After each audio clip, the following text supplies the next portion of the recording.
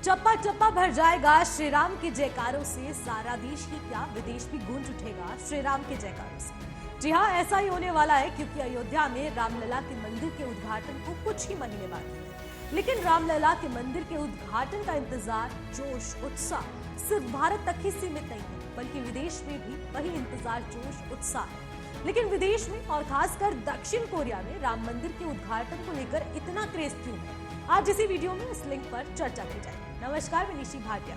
श्री राम जन्मभूमि तीर्थ क्षेत्र ट्रस्ट के महासचिव चंपत राय, जो कि अपने एक्स अकाउंट से राम मंदिर निर्माण को लेकर भक्तों को अपडेट करते रहते हैं, उन्होंने हाल ही में एक पोस्ट किया था जिसमें उन्होंने नक्काशी किए गए पत्थर और मंदिर के अवशेष को दिखाया और बताया कि श्री राम जन्मभूमि पर खुदाई में मिले प्राचीन मंदिर के अवशेष, इसमें उनको मूर्तियों और स्तंभ शामिल करते हुए दर्शाया गया है।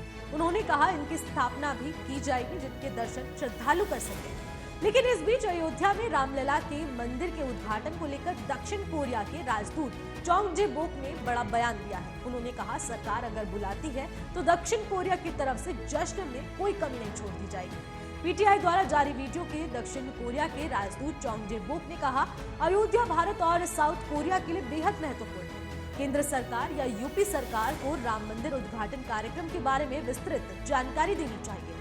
अगर भारत सरकार आधिकारिक निमंत्रण देती है तो निश्चित तौर पर दक्षिण कोरिया कार्यक्रम में शामिल होने के लिए काम करेगा। लेकिन दक्षिण कोरिया और राम मंदिर का रिश्ता क्या कहलाता है, अब इस पर भी बात कर लेते हैं। राजदूत चोंग जे बोक ने कहा कि अयोध्या ऐतिहासिक और सांस्कृतिक रूप से दक्षिण कोरिया के लिए बेहद महत्वपूर्ण है। कोरियाई के अनुसार अयोध्या राज्य की एक भारतीय राजकुमारी अपने राजकुमार से शादी करने के लिए कोरिया गई थी। इस दौरान उन्होंने बताया कि कोरिया में अयोध्या को अयोध्या कहा जाता है और हमारा संबंध 2000 साल से भी अधिक पुराना है। उन्होंने कहा राम मंदिर के उद्घाटन समारोह में बुलाने पर दक्षिण कोरिया अपनी तरफ से बड़ी तैयारी करते हुए शामिल होगा।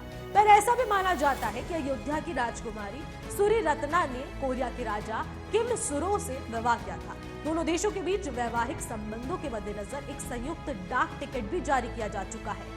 इसके अलावा बौद्ध धर्म की उत्पत्ति भारत में हुई, लेकिन इसका प्रसार चीन, जापान और कोरिया तक हुआ। इस प्रकार के सांस्कृतिक संबंध दोनों देशों को एक दूसरे को करीब लाते हैं। भारत के कई शासकों ने बौद्ध धर्म के प्रसार के लिए अपने दूतों को इस क्षेत्र में भेजा था।